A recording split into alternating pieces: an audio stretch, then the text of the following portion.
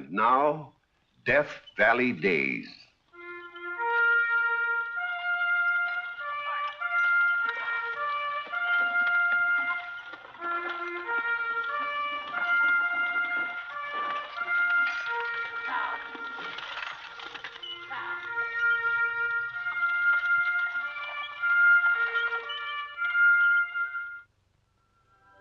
Howdy, folks. I'm the old ranger, and I have another interesting true story for you about the historic Death Valley country. This is the story of a young man who went west to search for gold in the earth of Nevada and found it instead in a fame that extended around the world. When all his mining ventures had failed, he took a job as a reporter on the Virginia City Enterprise, where he first used the pen name destined for greatness, Mark Twain. But more than his name was born there. Virginia City gave Mark Twain a rugged frontier style of humor that almost ended his career the year after it began. I call the story 15 Paces to Fame. It is the spring of 1864, and the country is engaged in civil war. The Virginia City Sanitary Fund Commission is raising money for the 100,000 soldiers lying wounded in hospitals. Mark Twain, already the most popular humorist of the Comstock country, is right in there pitching. Quiet, please! For once, I'm going to let an editor from a rival paper give you a piece of news. Ladies and gentlemen, I give you the man who has christened this flour sack cavalcade the Army of the Lord, Mr. Mark Twain, of the Territorial Enterprise.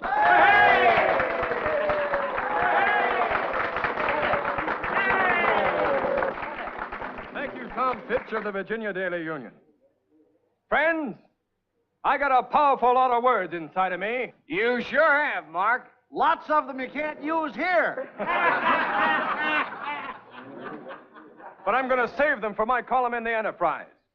Because this is a time to give it to you short and sweet. The rival armies of General Grant and General Lee are converging on Richmond. And with every step, soldiers are bleeding with 1,000 wounds. But that's why we're here. Because boys in blue and boys in gray need bandages and condensed milk and beefsteak. And we mean to give them what they need.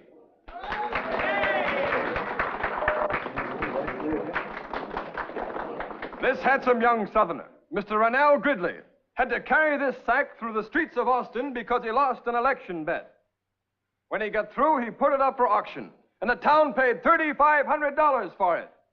Then he took it to Silver City and Dayton and raised $4,000 more. And our neighbors at Gold Hill put up $7,000. Now, what's Virginia City going to do? Cover the entire amount. My sentiments exactly.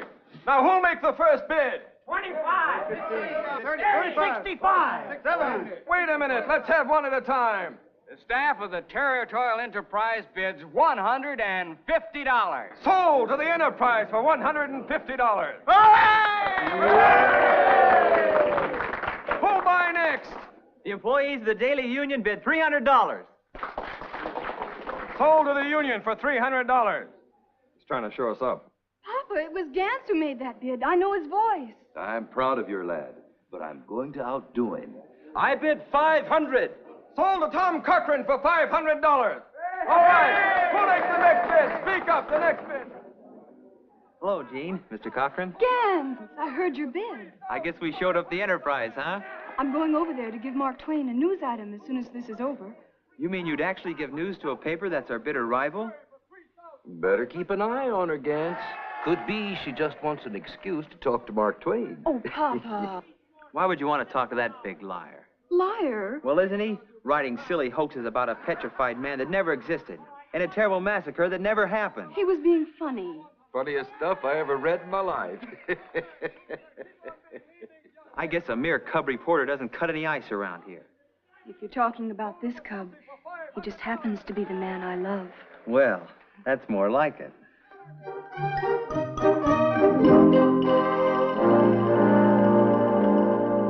Joe Goodman's going to be mighty sore if he finds out we spent most of our time selling flour instead of getting out that paper.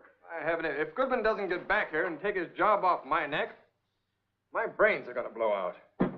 Every night, it's think, worry, and suffer, trying to fill an editorial column. How about an editorial, Governor? You got it ready? You chuckle-headed jokist, you know I haven't even thought of a subject. You better get out the encyclopedia and shoot it to me fast. Hey. There wasn't anybody in the outer office. Come in. I brought a little news item, Mr. Twain. It's about the Carson City Fancy Dress Ball. The ladies of Carson are putting it on for the sanitary fund. You're the Virginia City correspondent. Oh, no, nothing so impressive. But my aunt is on the committee, and she was hoping a lot of people from Virginia City might drive down. Are you going to be there? Oh, yes, are you? I mean, I know my aunt would be very thrilled if you could come. Well, now. Seems to me it's in my line of duty as a newspaperman to cover such an important occasion. Oh, Mr. Twain, would you? You can count on it.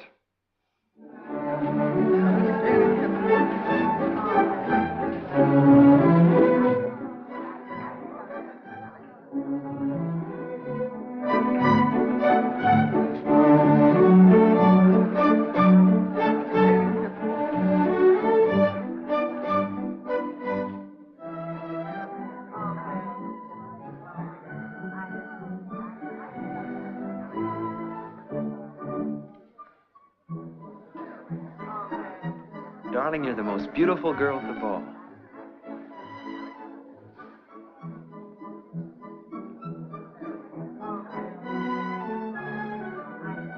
I would have coughed discreetly, but I didn't want to spoil anything so obviously enjoyable.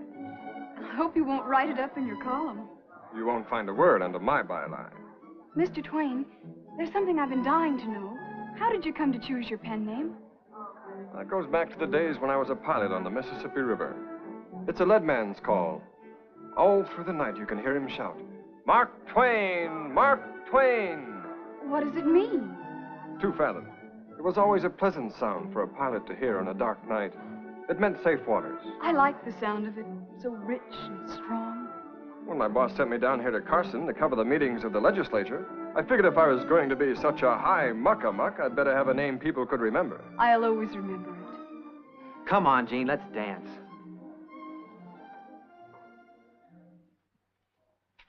A sucker, that's what I am. What's the trouble, Mark? You still sweating it out with the encyclopedia? Square-headed sucker. Letting Goodman get away with it. Having himself a time in San Francisco while I exhaust my brain fibers writing editorials for him. Why don't you attack somebody and get the paper into trouble? That'll bring him back. Serve him right if I did.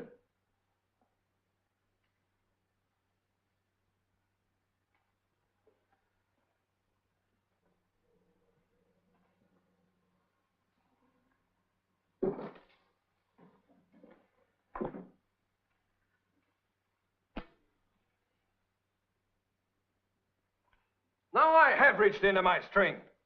Who took it? Took what? My candle. Steve. Dag. I haven't set eyes on it. Show me the shifty slumgullion that stole it, and I'll dust your jacket off with a horsewhip. Oh, calm down, Vesuvius. Here, you can take my lamp. I can't abide the smoky, smelly things. Just let me get my hands on the lunkhead who expects me to write in the dark, and I'll show them. If you're so itchy for a fight, you could start one on the paper so hot it would light up the whole office. What are you talking about? Remember the night the printers of the Union outbid us for the flour sack? Well, they've repudiated their bid. Haven't paid a penny. They haven't, huh? And I can give you another little item. The $3,000 the ladies of Carson raised at their fancy dress ball may never go to the fund. The changeable little darlings are thinking about using it for something else. I'll take that lamp. Now, just give me all the facts, and I'll write an editorial that will scorch the paper it's written on. Steve, you first. Well, as I heard it, it was like this. Oh, Mother, what is it? Oh, that terrible Mark Twain. Margaret, listen to this.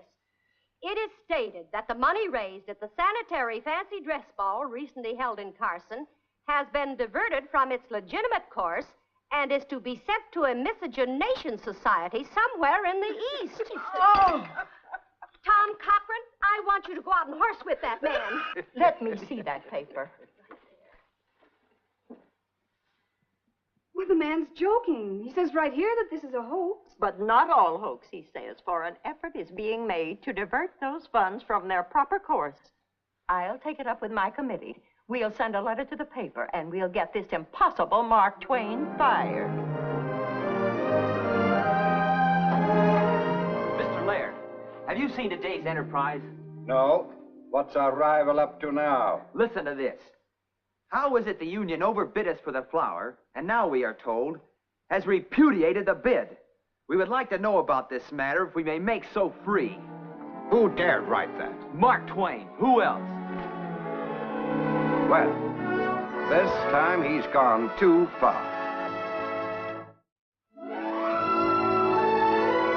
Man, have you started something? Have you seen today's Union? No, what are they saying? You sure stirred up a hornet's nest, Mark. Listen to what they say about us. Last year, the Enterprise itself appeared for a long time on the sanitary fund delinquent list. Listen to this.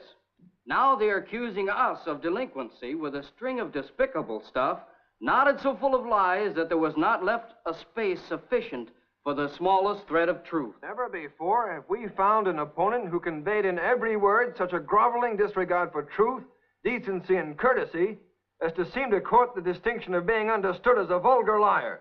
Do you see that? Jim Laird calls me a liar. Here's another squib that says you're an unmitigated liar, a poltroon, and a puppy. Those are fighting words. Yes, sir, that settles it. This calls for blood. Blood? Well, he's right, Mark. You can't let Jim Laird insult you like this. You've got to demand a blood atonement. Oh, no, wait a minute. I fight with a pen, not a 44. Oh, this fight's gone beyond that. You can't let any man call you a liar, a poltroon, and a puppy and live. No, sir, you can't. Not if you got any red blood in your veins. Well, I got plenty of red blood in my veins. And I want to keep it there. Oh, Mark, look, this is your chance to become a big man on the mountain. Well, look at Joe Goodman. He crippled Tom Fitch for life in a duel. Look at me. I faced 3 men at 15 paces. Wounded to kill them all. Here's your chance to get a notch on your gun butt. If you kill a man in a duel, you'll be more looked up to than as if you killed 2 men any other way. I got no hankering to kill any man. Besides, I can't hit the side of a barn. I'll write another editorial. You'll write a letter to Jim Laird. I will. Unless you want to be disgraced forever and ever. Well, no, but I'll help you write it. You'll demand a public retraction of his insults or satisfaction on the field of honor. And I'll deliver to Jim Laird in person.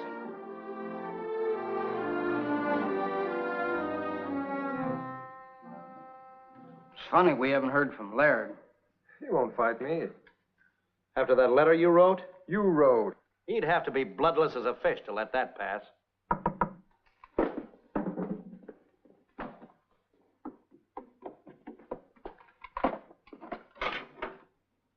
Maybe that's his answer.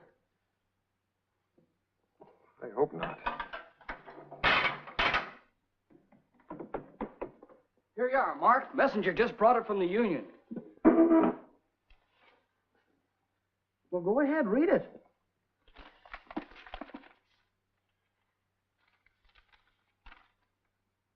It's not from Laird at all. It's signed J.W. Wilmington. He claims he wrote that article. Says he has nothing to retract. Oh, probably some cub reporter. That poltroon puppy squib was signed printer. He must be the one.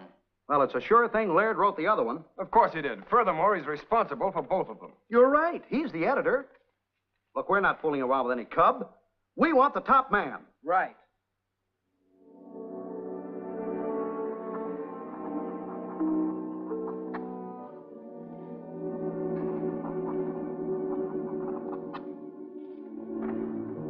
Any further attempt to make a cat's paw of any other individual and thus shirk a responsibility that you previously assumed will show that you are a cowardly sneak. I now peremptorily demand of you the satisfaction to a gentleman without alternative. Brother, that ought to get him.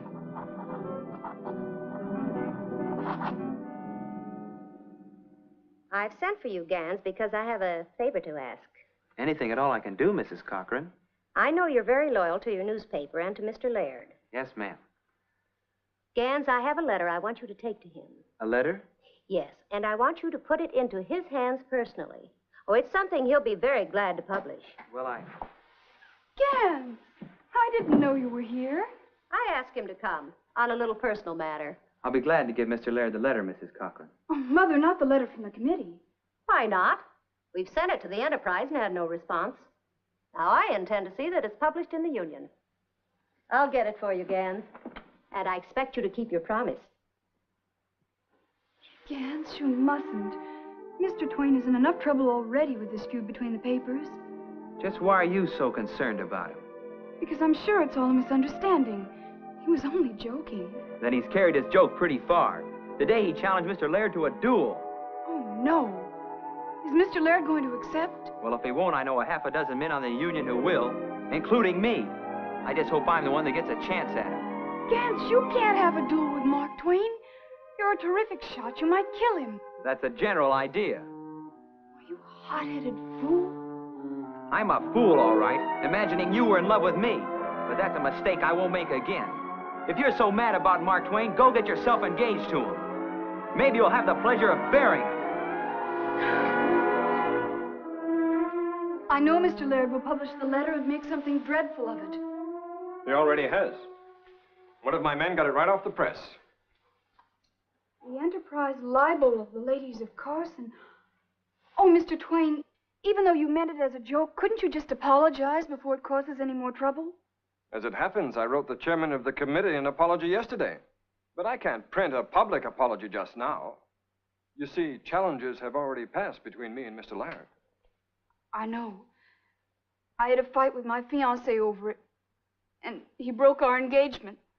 He said the whole Union staff wants to shoot you.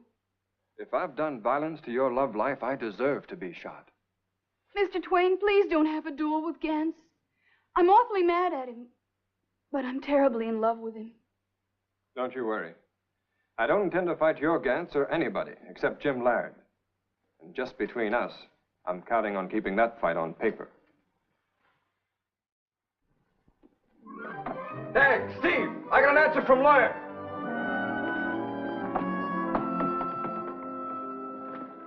Well, what does he say? He won't fight. He's still hiding behind that printer. If you decline to meet him after challenging him, you will prove yourself to be what he charged you with being, a liar, a poltroon, and a puppy. And as such, cannot be entitled to the consideration of a gentleman. Trying to shield his craven carcass behind Wilmington, when he knows it's its own scandalous editorial I challenge. You can't let him get away with that. The thing to do is to post him as a coward in the Morning Enterprise. Well, now, just a darn minute. We don't want to carry this thing too far. Too far? After his libelous attack? Mark, you've got to pull the honor of the paper. But not necessarily. I don't claim to be a gentleman. My family was in trade. Then you're a yeoman. You're entitled to bear arms. Come on. I'll help you write a challenge that'll send him straight for his 44. Here. Right.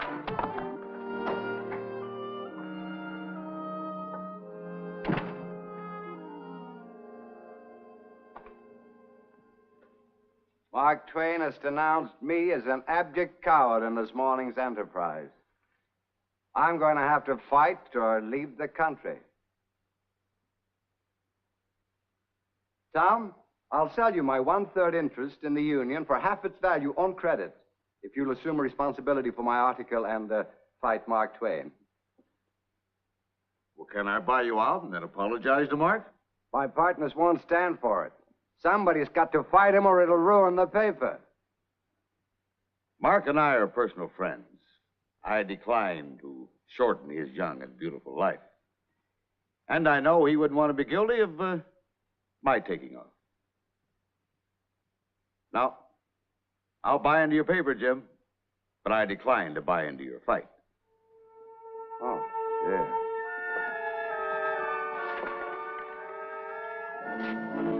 Mark, it's way past midnight.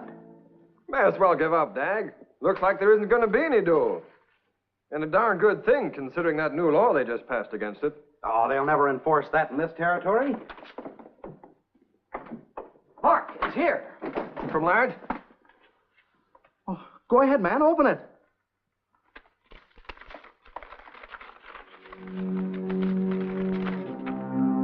Well, what does it say?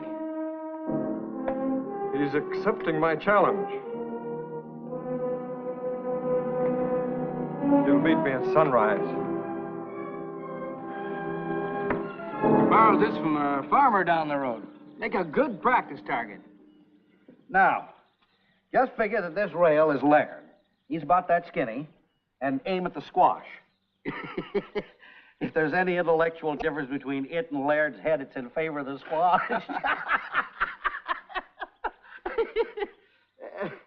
Mark? Hey, Mark, what are you looking at? I guess a man has a right to enjoy the scenery when it's his last day on Earth. Oh, don't be pessimistic. You've got a good chance. Come on, let's pace it. 1, 2, 3, 4, 5, 6, 7, 8, 9, 10, 11, 12, 13, 14, 15. Get out your coat. Why, it's barely daylight. How do you expect me to hit that target? It's as dark as the inside of a cow. You know the rules. At the count of 1, you start raising your gun slowly. 1, 2, 3, fire, stop. On the word stop, you fire, but not sooner. Now go ahead. 1, 2, 3, fire, stop. Now you advance and go on firing at your pleasure. Pleasure? If I advance at my pleasure, I'd let out with my off hind foot over that ridge. What's that? It's Laird. Just seconds of rehearsing him over the ridge. Hurry up, Mark. Advance. You're each allowed 6 shots. You mean Laird gets 6 shots at me? Sure. Advance. Come on, Mark.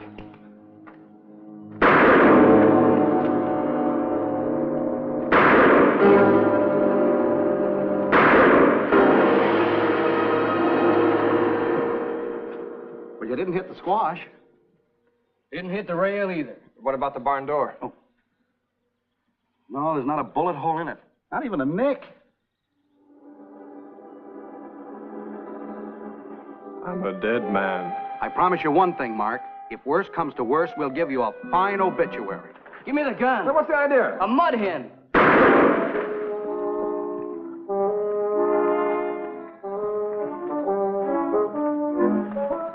I got it.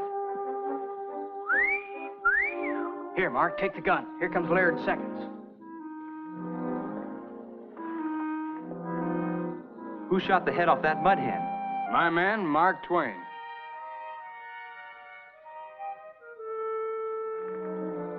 How far off was he?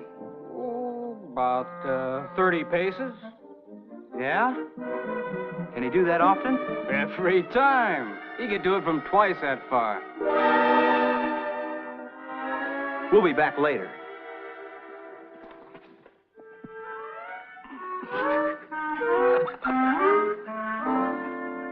He must be a terrific shot, sir. Well, in that case, I won't fight him. But you hit your target 13 times out of 18. I don't care. I'm not going to get up against that man. Why, it'll be murder. Then I'll fight him. Go ahead. Fight him. If you want to be killed. I am getting out of town.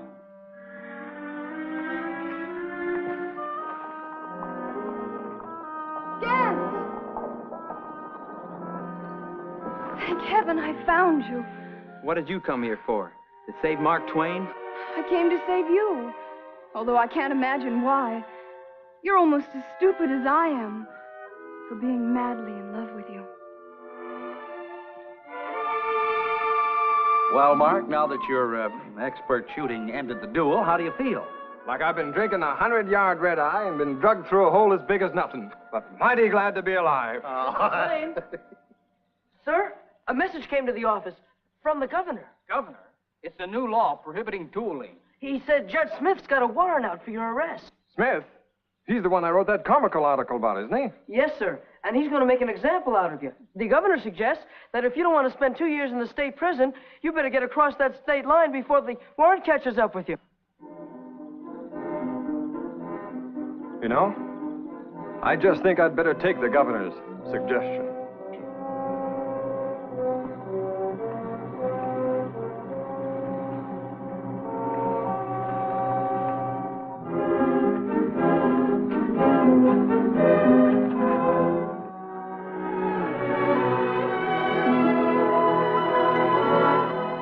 And that's how it was that Mark Twain walked the 15 paces that took him out of Virginia City and on up the road to fame, a fame so international that he became the most widely read humorist in the world.